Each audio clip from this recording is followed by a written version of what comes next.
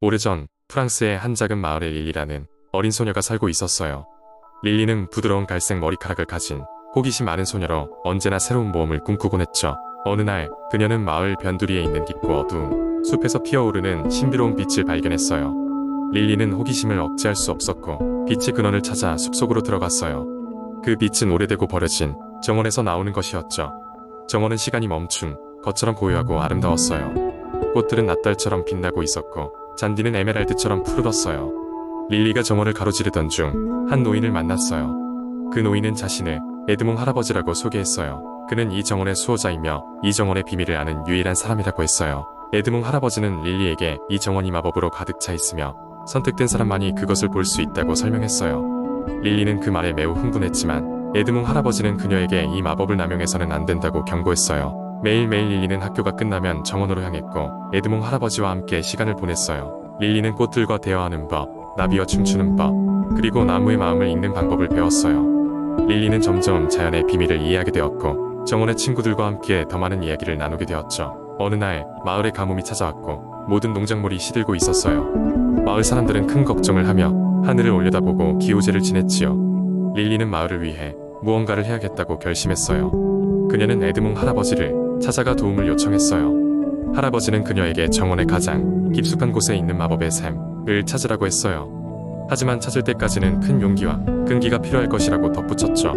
릴리는 며칠 밤낮을 가리지 않고 샘을 찾으려고 노력했어요. 그녀는 마법의 노래를 부르고 정원의 동물들로부터 힌트를 얻으며 길을 찾았어요. 마침내 은은히 빛나는 샘을 발견했을 때 릴리는 샘의 물을 한 손에 담아 마을로 돌아갔어요. 마을 광장에 도착한 릴리는 용기를 내어 샘의 물을 공중으로 뿌렸어요. 그 순간 하늘에는 검은 먹구름이 피어오르더니 어느새 시원한 빗줄기가 마을 전체에 내리기 시작했어요. 마을 사람들은 놀라움과 기쁨에 환호했고 릴리는 다시 한번 정원에 마법을 실감할 수 있었어요. 그 이후로 릴리는 정원의 비밀을 소중히 여기며 마을을 위한 작은 기적들을 계속 만들어갔어요. 그녀의 용기와 선함은 마을 사람들에게 영원히 기억되었답니다. 그리고 에드몽 할아버지와 정원은 릴리의 진정한 친구이자 스승으로 남았어요. 그리고 릴리가 자라서 아이들에게 이야기를 전할 때마다 정원의 전설은 마을의 사랑스러운 동화로 남아 오늘날까지도 이야기가 이어져가고 있지요.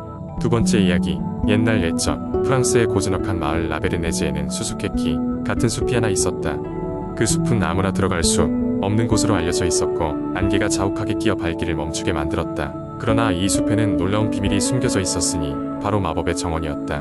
마법의 정원은 전설에 따라 입구 자체를 발견하는 것도 어려운 일이었다. 그래서 마을 사람들은 그저 숲 근처를 지나칠 때마다 상상 속의 이야깃거리로 삼곤 했다. 그런데 어느 날 호기심 많은 소년 에밀은 마을의 노파에게서 숲에 얽힌 이야기를 듣게 된다. 그 정원은 특별한 마음을 가진 사람에게만 길을 열어준다고 하더구나. 그곳에는 세상의 모든 꽃이 피어 있으며 그 꽃들은 고유한 마법 능력을 가지고 있단다. 호기심 가득한 에밀은 곧바로 마법의 정원을 찾아 떠나기로 결심한다. 다음 날 이른 아침, 에밀은 바구니에 빵과 물을 넣고 숲으로 향했다. 숲에 다다르자마자 짙은 안개가 에밀을 감싸 안았다. 하지만 에밀은 노파가 말한 대로 순수한 마음을 품고 있었기에 안개 속에서도 길을 잃지 않았다. 그는 걸음을 걸을수록 주위의 나무들이 서서히 그에게 수군대는 소리를 듣기 시작했다. 그리고 곧 낯선 빛의 띠가 그를 안내하듯 나타났다.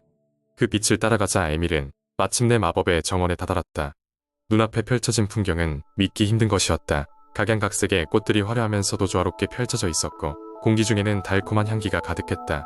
에밀은 정원 안을 둘러보다가 특이하게 생긴 파란 장미를 발견했다. 그 장미는 눈부시게 빛나고 있었고 에밀은 다가가 그것을 조심스럽게 따서 품에 안았다.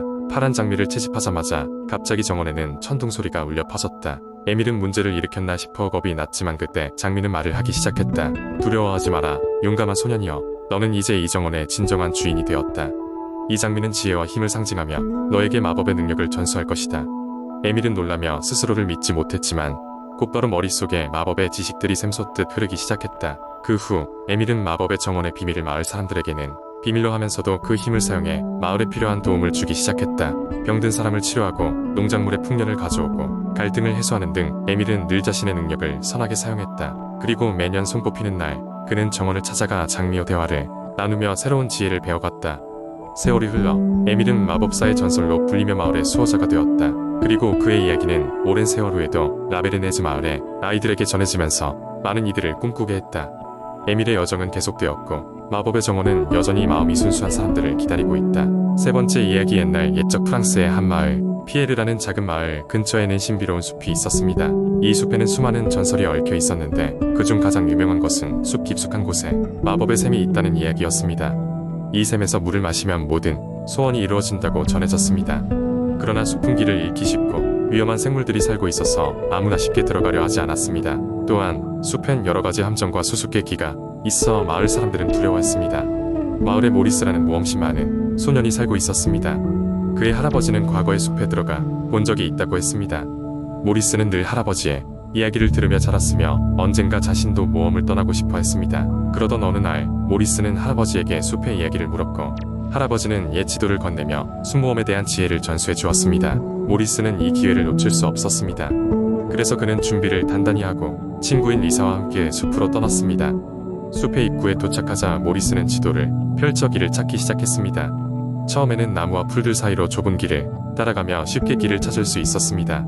그러나 점점 깊숙이 들어갈수록 숲은 더욱 울창해졌고 길은 점점 헷갈렸습니다. 모리스와 리사는 지도를 보며 나아갔지만 갑자기 길을 잃고 말았습니다. 그들은 어떻게 해야 할지 몰랐고 당황했습니다. 하지만 모리스는 자신감 있게 말했습니다. 우린 해낼 수 있어. 함께라면 어떤 어려움도 극복할 수 있어. 둘은 방향 감각을 잃지 않기 위해 나무에 표시를 하며 길을 탐색하기 시작했습니다. 그러다가 그들은 숲속에 숨겨진 작은 초가집에 도착했습니다. 그곳에는 나이가 지긋한 할머니가 살고 있었고 그녀는 두 사람을 환대했습니다. 모리스와 리사는 할머니에게 길을 묻자 할머니는 친절하게 지도 위에 길을 가리키며 마법의 샘에 이르는 방법을 알려주었습니다. 그녀는 또한 숲에는 많은 도전과 수수께끼가 있으니 마음의 눈으로 보아야 한다는 가르침도 주었습니다. 모리스와 리사는 할머니의 말을 명심하며 다시 길을 떠났습니다. 얼마 지나지 않아 그들은 첫 번째 수수께끼를 만났습니다. 커다란 바위가 길을 막고 있었고 바위 위에는 낯선 문자로 된 수수께끼가 적혀 있었습니다. 나는 하루의 시작과 끝에 피고 밤의 순간에 사라진다. 나는 누구인가? 모리스는 잠시 생각하다가 밝게 외쳤습니다. 그러자 바위가 천천히 옆으로 움직이며 길을 열어주었습니다. 그 후로도 여러가지 함정과 마법 생물들이 있었지만 모리스와 리사는 갖가지 지혜와 용기로 이를 이겨냈습니다. 드디어 그들은 숲의 중심에 다다랐고 전설 속의 마법의 샘을 발견할 수 있었습니다. 샘은 은빛으로 빛났고 주위에는 아름다운 꽃들과 나비들이 날고 있었습니다. 모리스와 리사는 샘 가까이 다가가 물을 마시고 마음속 깊은 소원을 빌었습니다.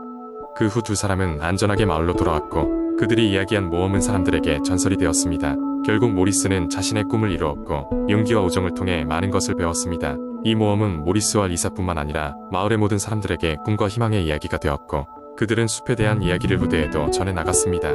모험이 끝났지만 모리스의 마음속에는 또 다른 모험이 기다리고 있었습니다.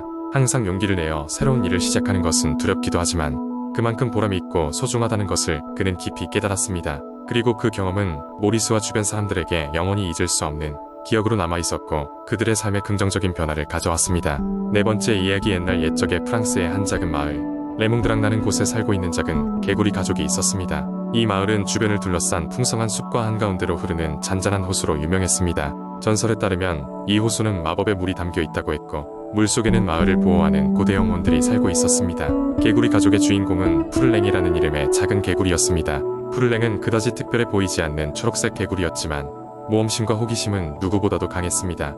그의 어머니 카미유와 아버지 장은 푸를랭에게 항상 조심하라고 조언했지만 푸를랭은 마을 밖의 넓은 세계를 탐험하고 싶어 했습니다. 어느 날 푸를랭은 깊은 숲속에서 나직한 목소리가 들리는 것을 발견했습니다.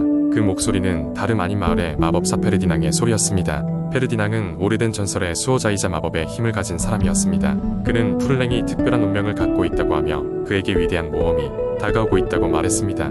푸를랭은 이 이야기를 듣자마자 호기심이 폭발하여 마법사가 만한 모험에 뛰어들기로 결심했습니다. 페르디낭 마법사는 푸를랭에게 특별한 임무를 맡겼습니다. 그것은 호수 저편의 어두운 숲 블레구드에 사는 마법의 도마뱀 스리르를 찾아가는 것이었습니다.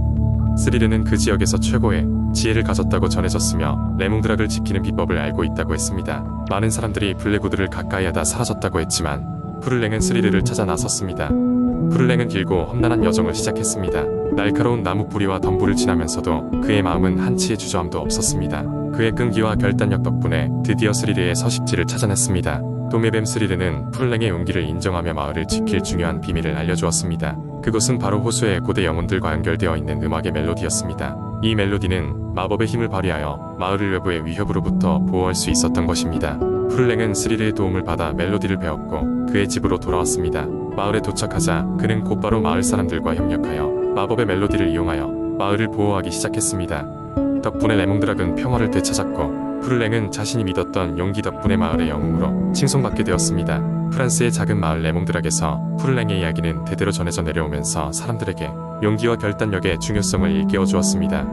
그리고 푸를랭은 여러 해가 지나고 나서도 여전히 모험심 가득한 개구리로서 마법의 호수 주변을 뛰어다니며 사람들에게 웃음을 주었습니다.